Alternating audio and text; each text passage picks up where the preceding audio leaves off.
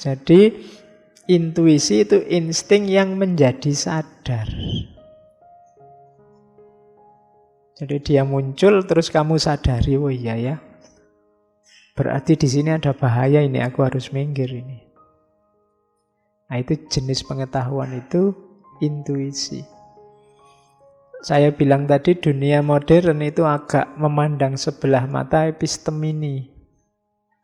Makanya kamu tidak cerdas ketika berhadapan dengan... Kalau orang zaman dulu firasatnya kuat. Makanya ada hadis itu, hati-hati dengan firasatnya orang mukmin. Kenapa? Tembus. Dia bisa membaca yang tidak terbaca. Kalau di Jawa orangnya disebut waskito. Ya. Cuma khazanah-khazanah semacam ini kan banyak hilang hari ini. Kenapa ilmumu tidak nyinggung ke sana?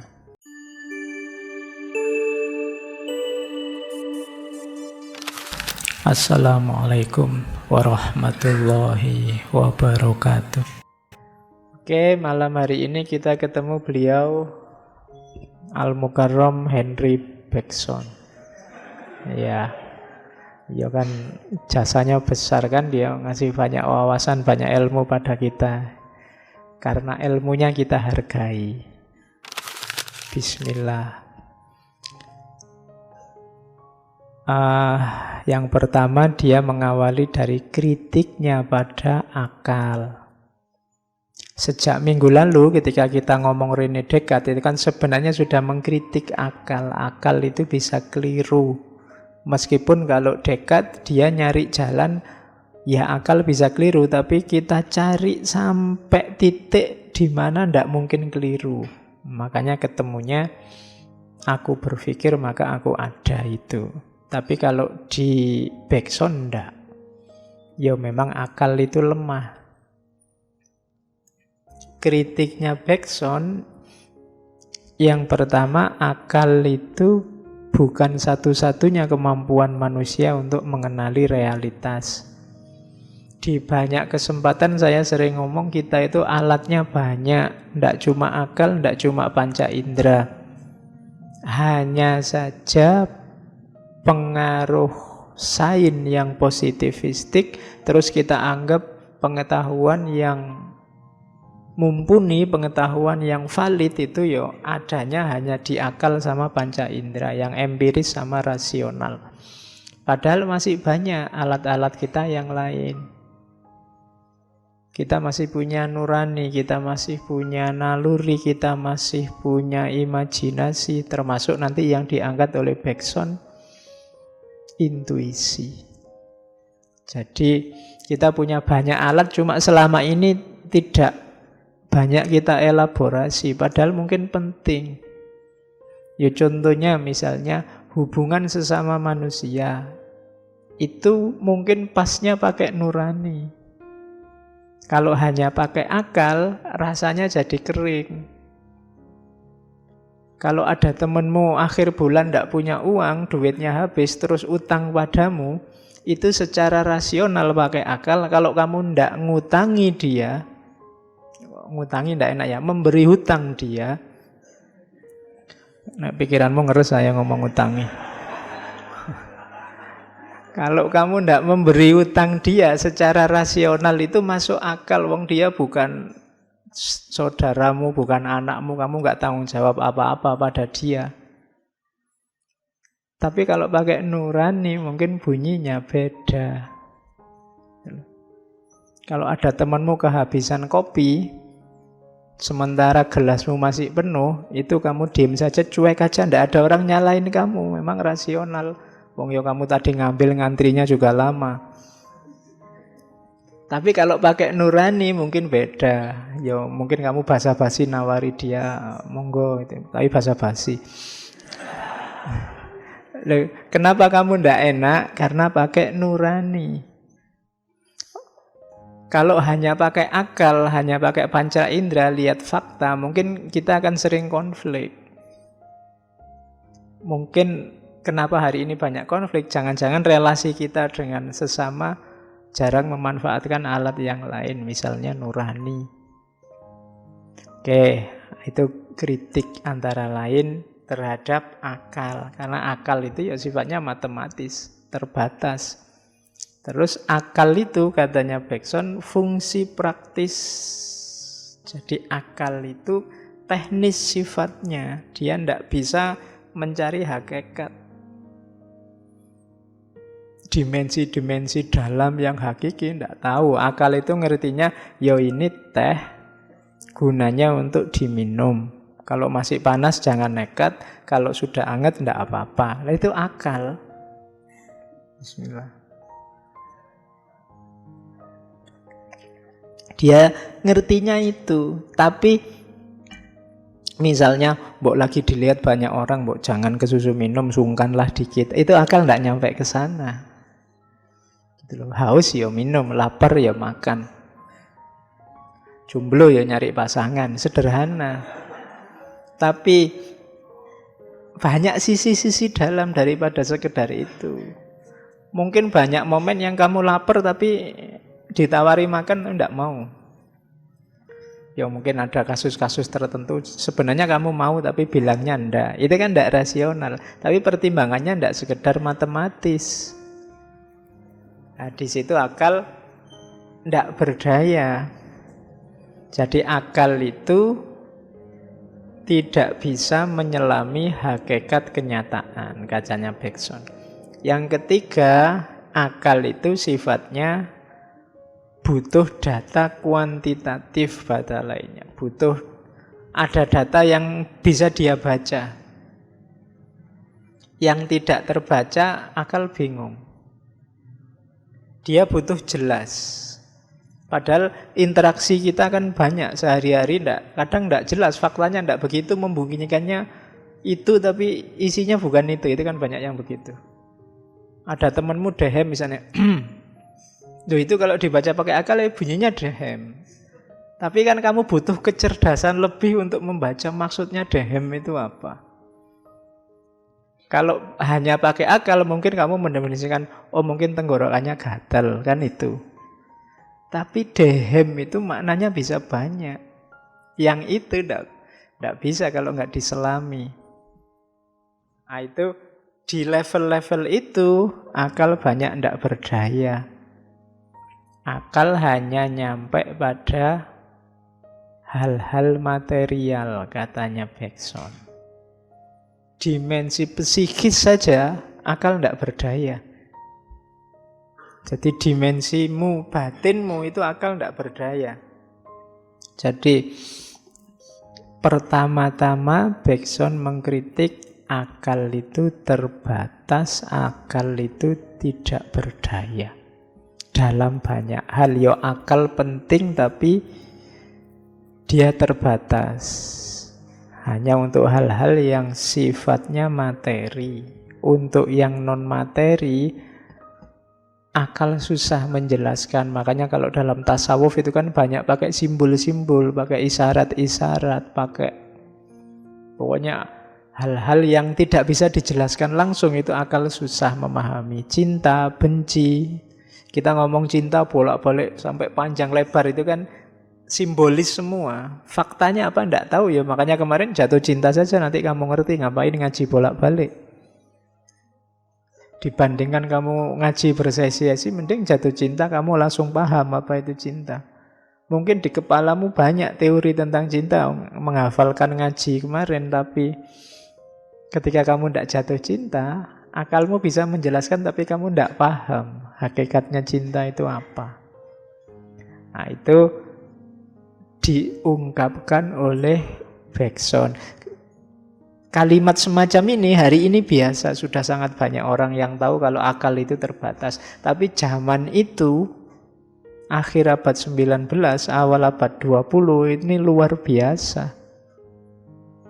Karena orang sedang gandrung-gandrungnya dengan sains. Puncak peradaban modern kan itu, 1920 itu. Kalau hari ini kan orang menyebutnya postmodern. Mungkin sebentar lagi sudah postmodern. Tambah mundur, tambah post. Nanti sampai postnya double 3. Post modern. Apa mungkin Pak? Ya mungkin aja. Wong pikirannya manusia berkembang. Ndak mandek. Oke, nanti kalau dibikin mandek, ndak mungkin Pak postmodern terakhir ya. Nanti postmodernnya jadi agama, jadi ideologi. Pasti berkembang. Oke, jadi yang pertama-tama kritik pada akal. Makanya peradaban modern itu bahaya kalau hanya positivistik, katanya Bergson. Oke, dasarnya kemudian ini ada dua jenis pengetahuan. Oke, yang pertama adalah knowledge about, yang kedua knowledge of. Pengetahuan diskursif dan pengetahuan intuitif. Pengetahuan diskursif itu ya pengetahuan akal. Kalau pengetahuan akal itu pengetahuan, kalau definisinya Bergson, diperoleh melalui simbol-simbol. Jadi memahami simbol lewat simbol. Itu diskursif. Kenapa begitu? Karena ada jarak. Barang ini namanya handphone. Tapi kata-kata handphone kan juga simbol.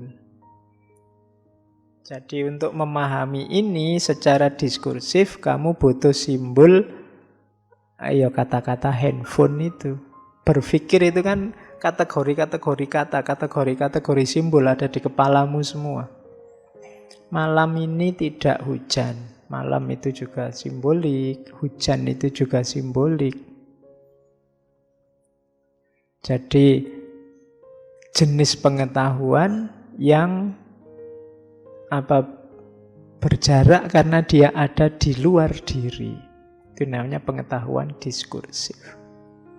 Lawannya pengetahuan intuitif. Ini pengetahuan of. Jadi pengetahuan ini sifatnya intuitif, langsung hadir dalam dirimu, kamu rasakan dan kamu pahami. Jadi teh ini, kamu memahami teh ini sifatnya diskursif. Tapi saya memahaminya intuitif karena saya minum langsung. Maka aku paham teh ini. Kamu kan melihatnya, oh itu teh itu gelasnya besar, mesti lebih awet. Terus paling ya manis, kemudian dari itu kan kamu menjelaskan di luar dirimu.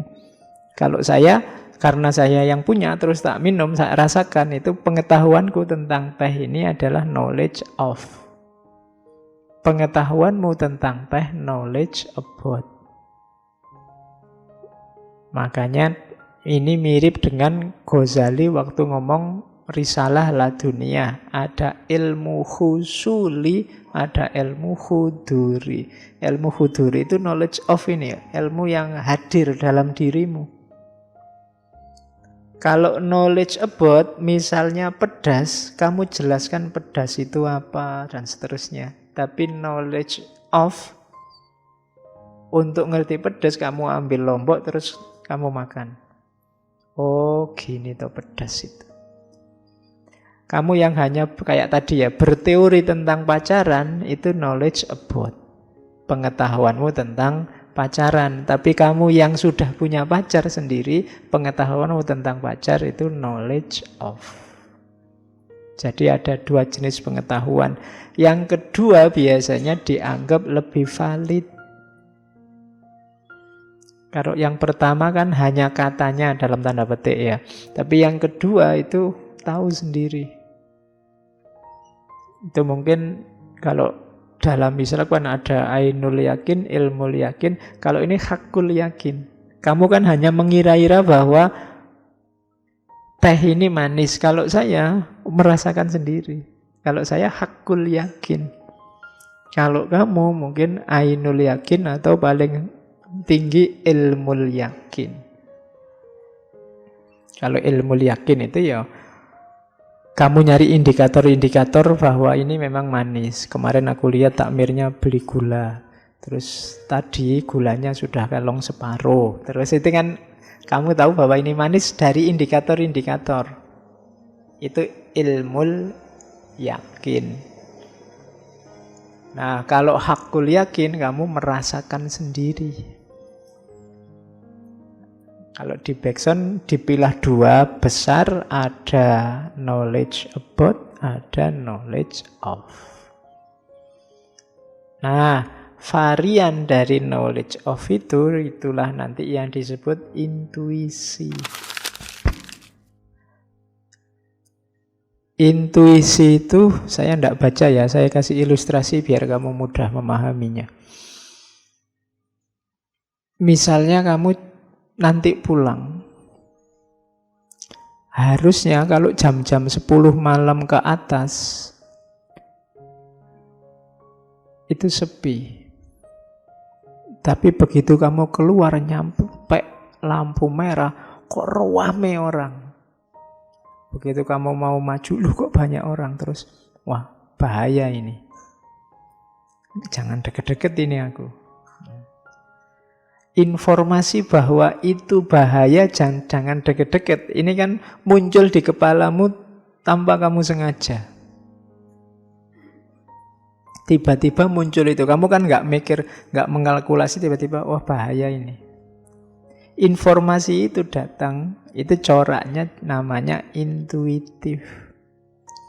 Dari intuisi. Jadi intuisi itu pengetahuan yang muncul di kepalamu, yang dia lahir tidak secara sengaja. Meskipun itu nanti ada penjelasannya kalau di belakang, tapi pertama-tama dipahami itu dulu. Sama kayak kamu misalnya tiba-tiba perasaanmu ndak enak. Waduh, mau berangkat ngaji, tapi rasanya kok ndak enak ya.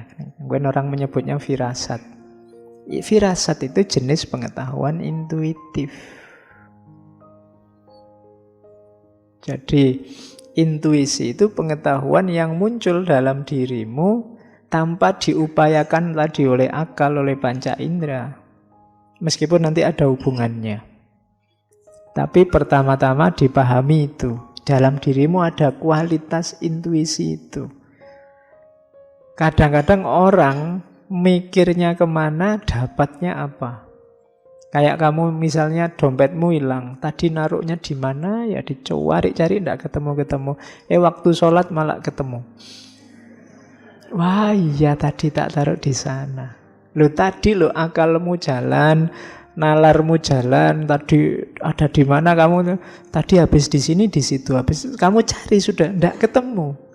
Tapi begitu kamu sholat tiba-tiba muncul data bahwa iya tadi tak taruh di sana. Semoga tidak hilang kan gitu. Itu pengetahuan intuitif namanya. Jadi dia muncul tidak dalam rangka serius kamu pikir terus muncul, tapi tiba-tiba saja muncul dia. Itu namanya pengetahuan intuitif. Kalau bahasanya Bergson ini kayak insting, tapi sifatnya sadar. Kalau insting itu kan tidak disadari. Kalau intuisi itu kamu sadari. Kalau insting itu kan, misalnya kamu yang laki-laki tiba-tiba suka sama perempuan, itu kan insting sifatnya. Kamu tidak pernah belajar bahwa saya laki-laki berarti saya harus suka perempuan, tapi otomatis saja itu insting. Hewan juga punya insting. Di level insting kita sama hewan sama. Nah, kalau intuisi itu kayak insting gini tapi disadari. Beda sama hewan. Kalau hewan kan tidak disadari. Jadi intuisi itu insting yang menjadi sadar. Jadi dia muncul terus kamu sadari, oh iya ya. Berarti di sini ada bahaya ini, aku harus minggir ini. Nah, itu jenis pengetahuan itu intuisi. Saya bilang tadi dunia modern itu agak memandang sebelah mata epistemini. Makanya kamu tidak cerdas ketika berhadapan dengan, kalau orang zaman dulu firasatnya kuat. Makanya ada hadis itu, hati-hati dengan firasatnya orang mukmin. Kenapa? Tembus. Dia bisa membaca yang tidak terbaca. Kalau di Jawa orangnya disebut waskito. Ya. Cuma khazanah-khazanah semacam ini kan banyak hilang hari ini. Kenapa? Ilmumu tidak nyinggung ke sana. Ilmumu hanya empiris, rasional. Kalau di kampus juga kan tidak laku intuisi. Kalau kamu bolos kuliah, kok nggak masuk kuliah? Kenapa? Perasaan saya tidak enak tadi, Pak.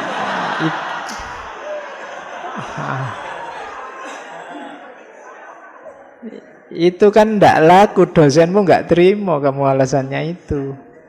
Saya sudah mau naik motor, tapi kok rasanya ada yang tidak enak perasaan saya, Pak. Khawatir saya. Lah itu nggak diterima sama dosenmu.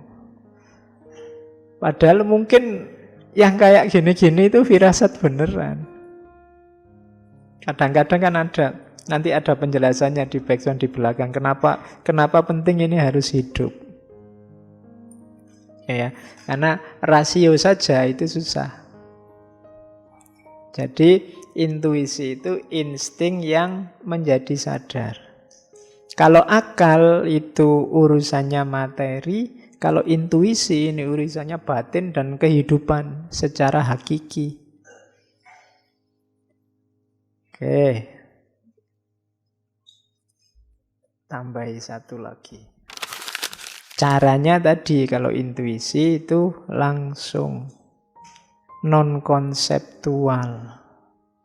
Hubungannya apa sama akal? Jadi gini, kalau penjelasannya secara sains nanti beda sama agama. Kalau menurut agama, informasi intuitif itu tadi ya langsung dari Allah. Makanya wahyu, ilham untuk para wali, wahyu untuk para nabi itu sifatnya intuitif, tidak belajar dapat. Ilmu laduni itu kan tidak belajar dapat. Tadi misalnya, kok ngerti bahwa ada bahaya, itu dari Allah yang mengingatkan. Itu kalau dalam agama. Kalau secara ilmiah, seperti dijelaskan Bergson ini, tidak ada unsur supranaturalnya, tapi itu adalah pembacaan hasil timbunan bawah sadar. Kenapa tadi tiba-tiba kamu membunyikan bahwa ada bahaya? Ada informasi-informasi, pengetahuan-pengetahuan sepanjang hidupmu yang itu terkoleksi di bawah sadar, yang ini akan muncul di momen dan waktu yang tepat. Biasanya ketika ada peristiwa yang mirip. Kenapa tadi begitu ada orang rame-rame terus muncul di kepalamu, bahaya ini bahaya? Itu dalam sejarah hidupmu ada peristiwa yang mirip kayak gitu, entah kamu yang alami atau kamu lihat orang lain ngalami itu, atau kamu lihat TV ada peristiwa begitu, yang kalau ada rame-rame gitu bahaya. Jadi itu timbunan bawah sadarmu. Sama kayak kamu tiba-tiba ketemu sopo wis, yang cowok jalan ketemu cewek, kayaknya kita pernah ketemu ya. Wah, intuisi ini mesti kan ngono. Nah, ya, dari Allah ini mesti. Mungkin begitu, tapi kalau ditelusuri, kalau versi ini mungkin ada informasi-informasi, pengetahuan-pengetahuan lama di bawah timbunan sadarmu tentang perempuan semacam itu, wajahnya mirip itu, dan atau entah apanya yang mirip sehingga kamu merasa pernah melihat. Mungkin di mimpi, mungkin kapan ketemu masa kecil, mungkin cuma kamu lupa. Jadi ya kayak teorinya Freud itu kan, akal itu ada level sadar, bawah sadar, atas sadar. Yang bawah sadar ini kan berpengaruh, cuma kita tidak tahu ada itu, dia kerja terus sebenarnya. Nah, lahirnya kalau di versi Bergson ini, pengetahuan intuitif itu munculnya dari koleksi-koleksi bawah sadar. Makanya nanti ada teori tentang ingatan. Itu yang harus kita cermati. Jadi dalam diri kita ada ternyata intuisi.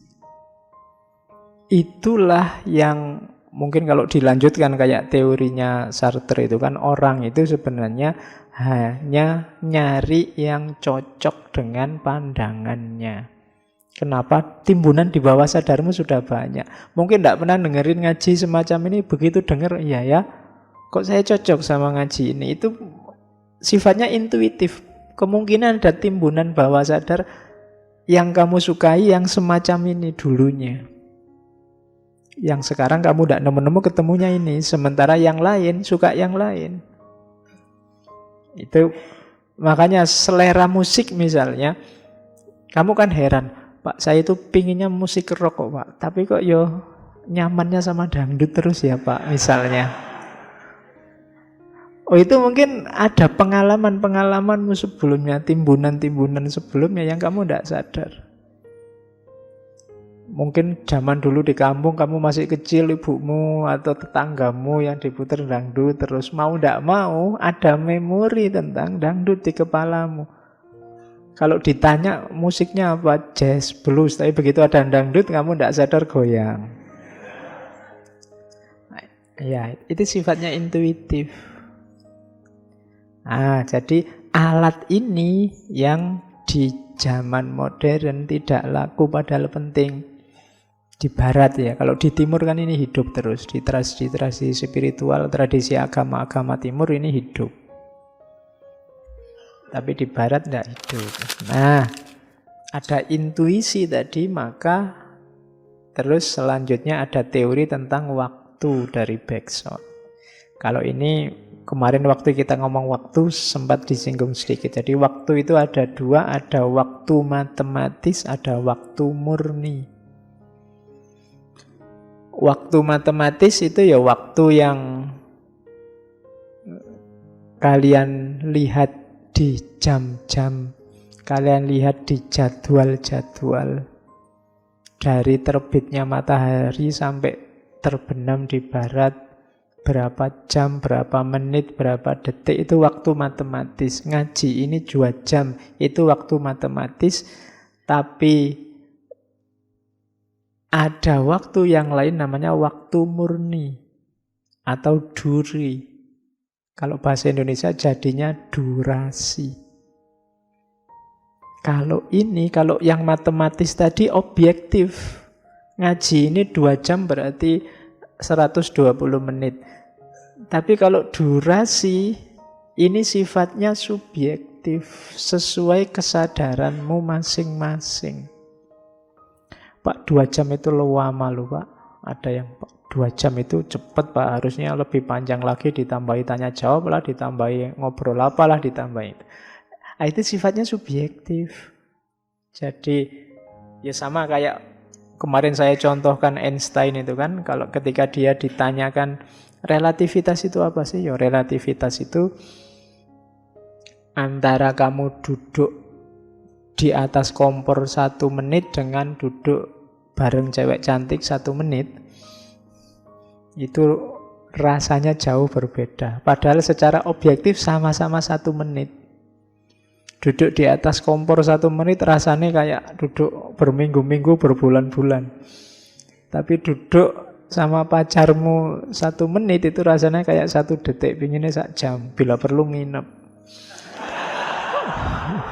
Oke. Lah iya kan. Jadi itu durasi. Kamu baru apel berangkatnya jam 8, jam 10 sudah diusir sama Pak Kos kan. Waduh, baru ketemu sebentar ya kita, kan gitu. Jadi itu namanya durasi. Waktu di level dalam, di level kesadaran. Jadi waktu itu kalau bahasanya Bergson malah itulah waktu yang real. Waktu yang nyata. Jadi sifatnya subjektif hanya bagi kita. Kita memahami dunia itu ya lewat durasi ini. Kesadaran kita itu kesadaran durasi hidup kita ini. Misalnya kalian memahami ngaji ini yang 2 jam, itu kan hadir dalam dirimu kan sesuai durasimu masing-masing. Jadi maka katanya Bergson ya yang real itu waktu itu ya yang duri ini, yang durasi ini. Dan ini nanti berhubungan dengan kebebasan. Nantinya begitu. Oke. Nah, usually when we speak of time, we think of the measurement of duration and not of duration itself. Jadi, kalau kita ngomong waktu, biasanya ya ukuran waktu yang kita omongkan bukan durasi itu sendiri. Durasi ini yang dibuang oleh sign. But this duration with sign eliminate. And which is so difficult to conceive and express. Jadi, kita ngomong waktu itu selalu waktu yang objektif. Padahal hakikatnya waktu itu ya yang subjektif itu.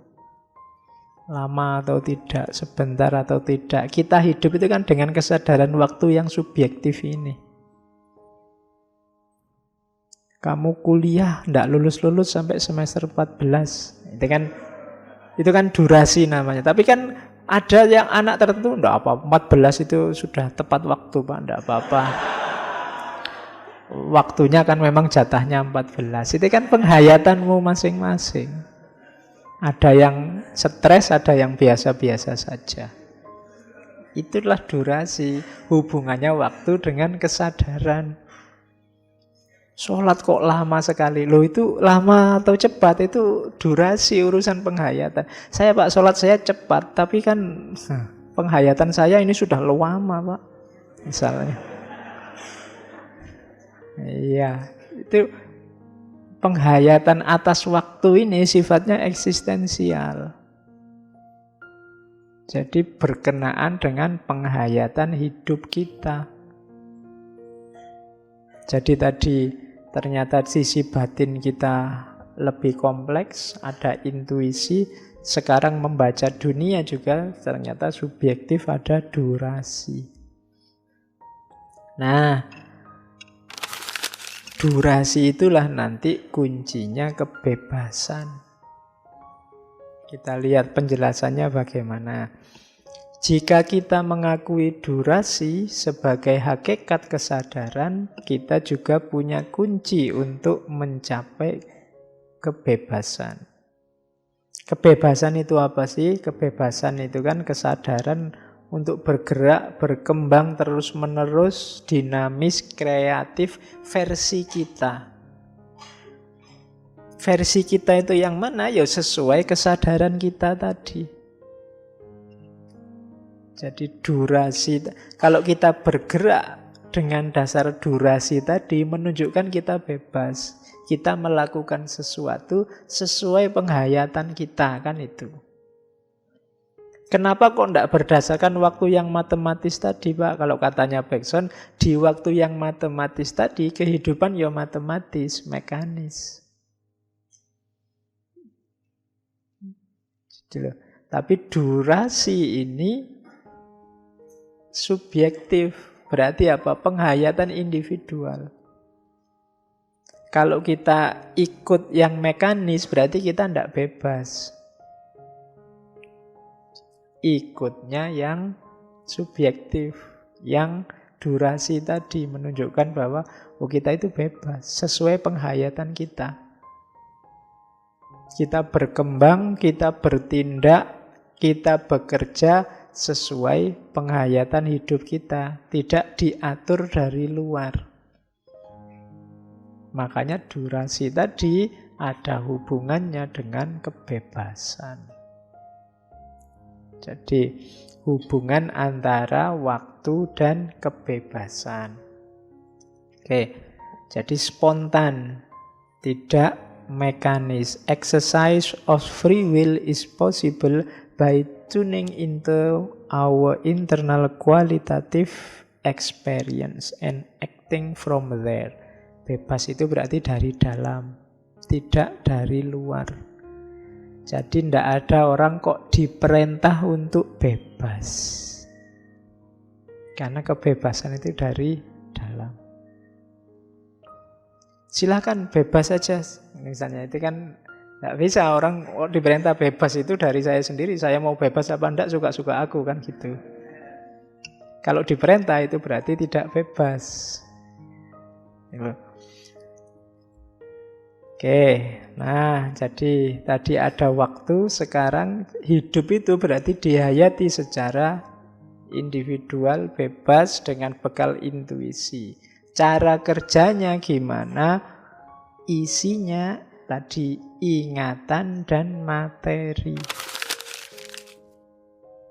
Ingatan tepatnya dan persepsi. Hidup ini dialog antara persepsi dan memori, ingatan. Saya tahu bahwa ini teh karena dalam diriku masih ada memori tentang barang semacam ini yang namanya teh. Sehingga waktu aku mempersepsi sesuatu semacam ini, langsung saya simpulkan, oh ini teh bisa diminum, biasanya manis. Itu dari dalam. Jadi hidup kita yang tadi kalau kita mau bebas dengan bekal intuisi, modenya gimana? Ingatan dan materi atau ingatan dan persepsi. Kita ya, saya tadi bilang ada hubungannya dengan panca indera ya, ada hubungannya dengan akal ya, tapi cara kerjanya subjektif sehingga nyambungnya dengan intuisi. Penghayatan hidup yang individual. Bekalnya apa? Pengetahuan-pengetahuan sebelumnya. Itulah memori. Kemudian nyambungnya sama persepsi. Jadi begitu tadi saya lihat minuman ini, teh ini dalam diri ini kerja. Ingatan bekerja, persepsi bekerja, intuisi juga bekerja. Jadi ingatan itu saya lihat ini diinformasikan bahwa oh yang kayak gini kemarin-kemarin itu namanya teh. Bisa diminum, rasanya manis. Dari mana kesimpulan ini muncul? Karena tadi saya sudah lihat barangnya, dulu juga sudah lihat barangnya. Sekarang lihat ini, keluarlah informasi itu. Cuma ini tidak ada gunanya kalau tidak saya hayati secara personal. Hubungannya apa sama diriku sekarang, barang ini? Oh ini disuguhkan padaku untuk diminum. Ini penghayatan namanya.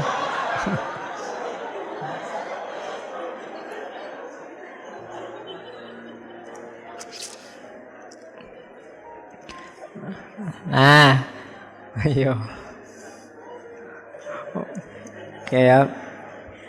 Itu contoh ingatan dan persepsi yang agak berjarak. Jadi yang lahir mikir kemana, dia mikir kemana.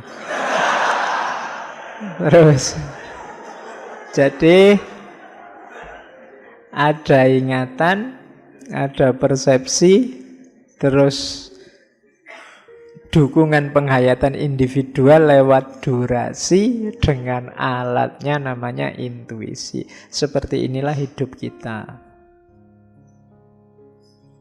Jadi kalian memahami apapun itu prosesnya semacam ini. Diawali dari persepsi, terus dipahami melalui memori, kemudian dihayati secara individual lewat jalan intuisi.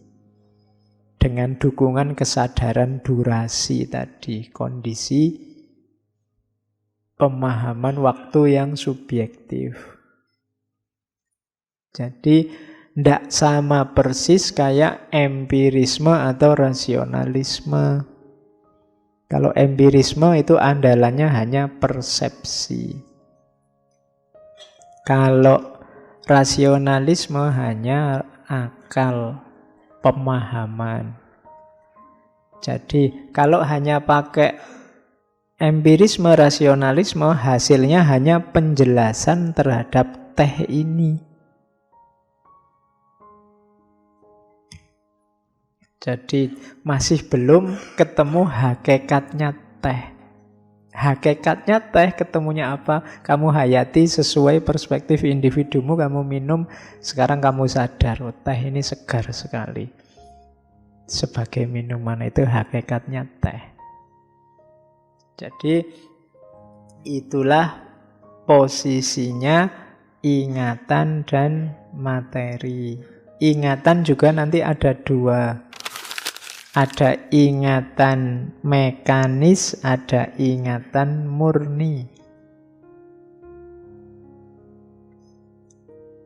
Ingatan mekanis itu, hafalan itu ingatan mekanis sebenarnya. Kalau kalian kuliah terus disuruh menghafalkan, itu yang kerja ingatan mekanis. Bisa mengulang tapi tanpa kesadaran. Di situ ilustrasinya kayak burung beo, itu kan ingatan mekanis. Beberapa hewan juga punya ingatan mekanis. Kayak hewan sirkus, itu yang dimainkan ingatan mekanis. Jadi kalau kalian, kok ada ya gajah bisa dilatih gitu, jangan-jangan gajah punya akal misalnya kan gitu. Enggak, itu yang main ingatan mekanis. Lumba-lumba bisa ngitung loh, 5 kali 5 dia bisa itu. Itu ingatan mekanis, diulang-ulang terus sehingga dia hafal. Jadi itu jenis ingatan pertama. Ya kita butuh ini, kalau kita enggak refleks tadi, insting itu kan ingatan mekanis. Kalau rangsangannya tepat, ya dia akan keluar begitu. Cuma ini minus kesadaran.